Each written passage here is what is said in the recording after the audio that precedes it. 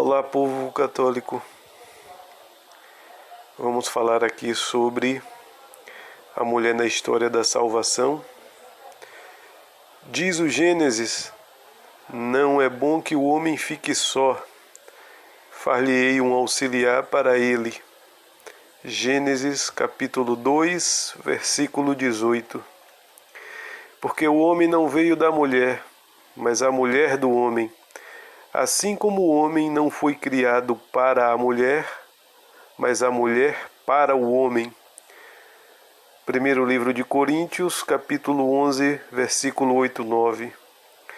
O objetivo desta nota é destacar o plano de Deus para a salvação humana e o gravíssimo erro de Francisco, fala-se aqui do Papa, ao abrir o leitorado e o acolitato às mulheres, sem dúvida em vista de um possível diaconato feminino e quem sabe talvez até um sacerdócio posteriormente. Criado dos anjos, produziu que a queda e, consequentemente, um número considerável de anjos expulsos do céu e lançados no inferno. Deus teria decidido criar o homem de forma que o número de salvos substituísse o número de anjos caídos. Daí o ódio do demônio pelo homem. Ou seja, houve no céu uma rebelião contra Deus por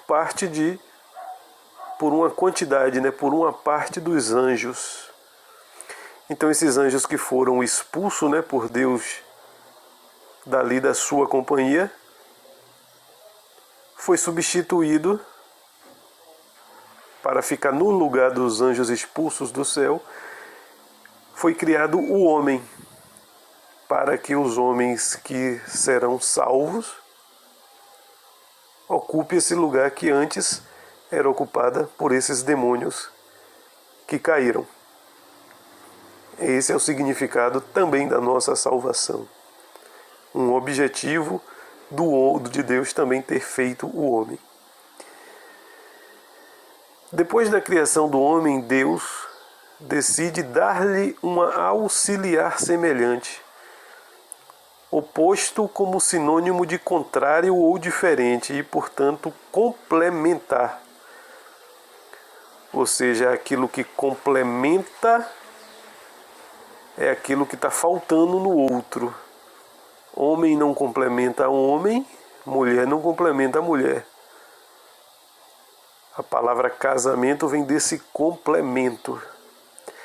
Produzida a queda de Adão e Eva, Deus arranja as condições da nova vida fora do Éden, que não valem a pena ser lembradas porque são conhecidas.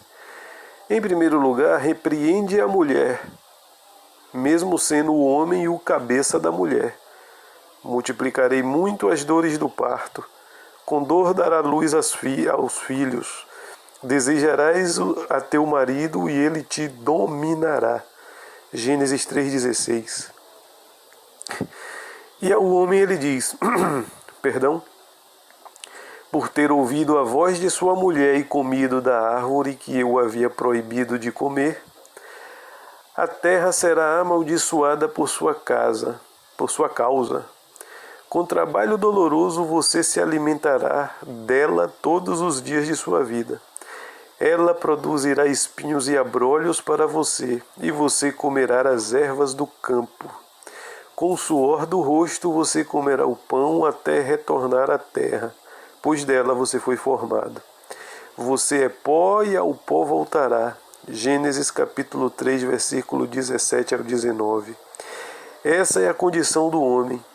E para evitar as paixões desordenadas e dar dignidade aos homens e mulheres, fez-lhe túnicas em vez de aventais ou cintas, como eles fizeram quando se viram nus. Mas naquele momento triste e incerto de começar uma nova vida, marcada pela dor e pela morte, Deus misteriosamente promete um Redentor nascido de mulher. Durante várias gerações, a função religiosa esteve a cargo do chefe da família. Mais tarde, um personagem enigmático aparecerá, Melquisedeque. Depois de vários séculos, Deus escolheu para a função sacerdotal uma tribo do povo de Israel. Apenas os homens da tribo de Levi, que não teria um território específico na distribuição da terra prometida, como sinal da própria escolha pessoal de Javé, e já deslumbrando uma pátria celestial e não uma mera terra prometida. Ao longo do Antigo Testamento, aparecem figuras femininas como Débora, a profetisa, Judite, Susana, a casta, mas nenhuma delas com função sacerdotal.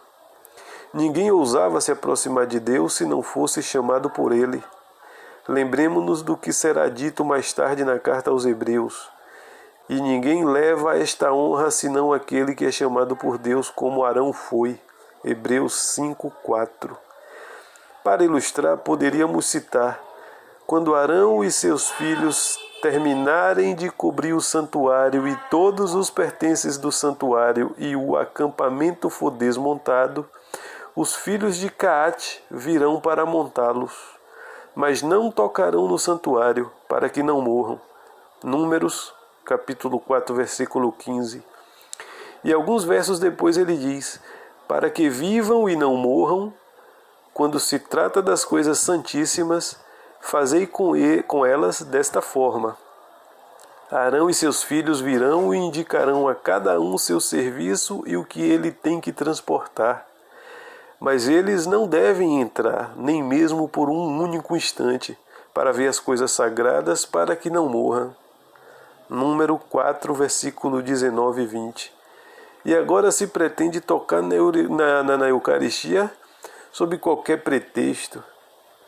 E esta prescrição do Antigo Testamento não ficou letra morta, mas sim, e quando chegaram à era de Nacon, Uzá estendeu a mão em direção à arca de Deus e agarrou-a, porque os bois iam derrubá-la. A ira de Javé se estendeu contra Uzá e Yahweh, e o golpeou ali por tal negligência, morrendo ali mesmo diante da arca de Deus. 2 Samuel, capítulo 6, versículo 6 e 7. À medida que Deus parece até... A forma que Deus lida com isso parece até exagerada e brutal. Mas Ele não precisa de ninguém para salvar nenhuma situação, por mais difícil que seja. Sim, Deus quer precisar de nós, mas Ele determina isso. É Ele que determina, e não o homem.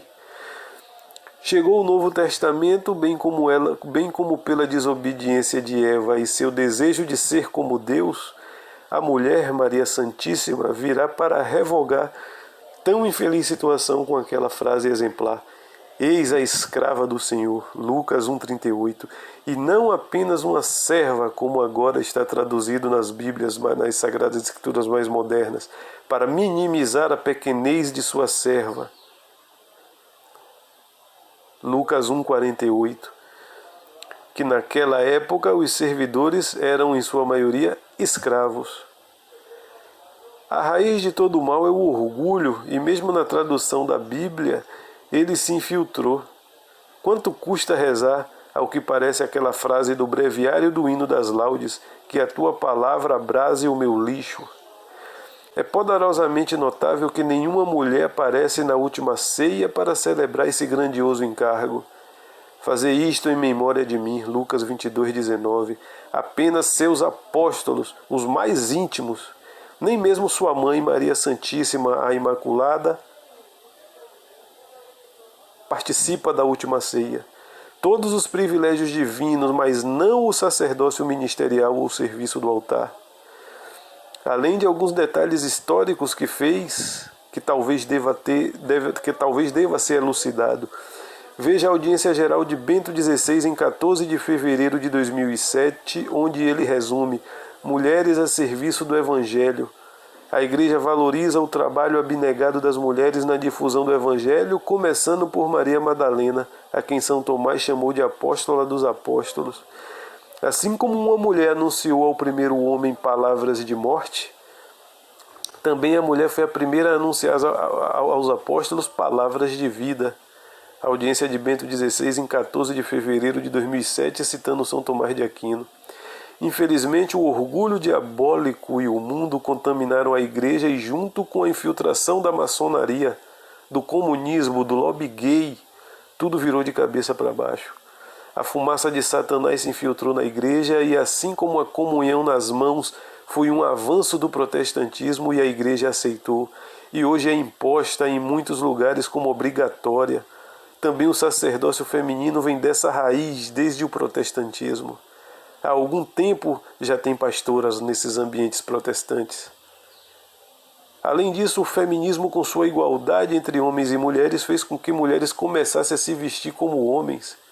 As mulheres não se vestem como homens, nem os homens se vestem como mulheres, porque quem faz isso é a abominação para o Senhor teu Deus. Deuteronômio 22:5. Acaba reivindicando o sacerdócio como se fosse um direito e não um dom de Deus. Essa questão das vestimentas das mulheres se igualar aos homens, basta você olhar as mulheres usando calças. A roupa deixou até de ser um diferencial entre os sexos, coisa que a gente aprende até em um banheiro público de qualquer instituição. O que difere o banheiro feminino do masculino é justamente um desenho na porta. E o desenho feminino é justamente ali uma saia. Ali todo mundo sabe que é o banheiro feminino. Uma saia, um vestido. Já o banheiro masculino é só o desenho de um bonequinho todo comprido, sem nada. Como diz o Deuteronômio, né? Hoje as mulheres já estão vestindo calça como se fosse homem. Tudo faz parte da doutrina feminista, dessa rebelião contra Deus que é o feminino. Em Deuteronômio deixa isso tão claro. As mulheres não se vistam como homens, nem os homens como as mulheres. Você vê no carnaval, tem até bloco de homens vestidos e as fantasias femininas, né? Todo mundo de batonzinho, todos os homens de saia, como se fossem mulheres. Os absurdos da era pagã que nós estamos vivendo hoje, por desconhecimento, por ignorância da religião e da fé. Lembremos também que São Pio X publicou em 24 de fevereiro de 1911 no Jornal do Vaticano, l'Osservatore Romano, uma condenação ao uso da saia-calça por falta de decência. O que este Papa diria se ressuscitasse hoje? Tudo isso clama aos céus. Parece que a Igreja vai deixar de ser católica para se tornar, sabe Deus o que, nem tudo, claro. Haverá um pequeno rebanho fiel a Cristo, mas a mulher continua a aparecer ao longo da história e termina com aquela misteriosa aparição da mulher vestida de sol no capítulo 12 do Apocalipse, que em alguns quiseram ver na Virgem de Fátima e na Dança do Sol.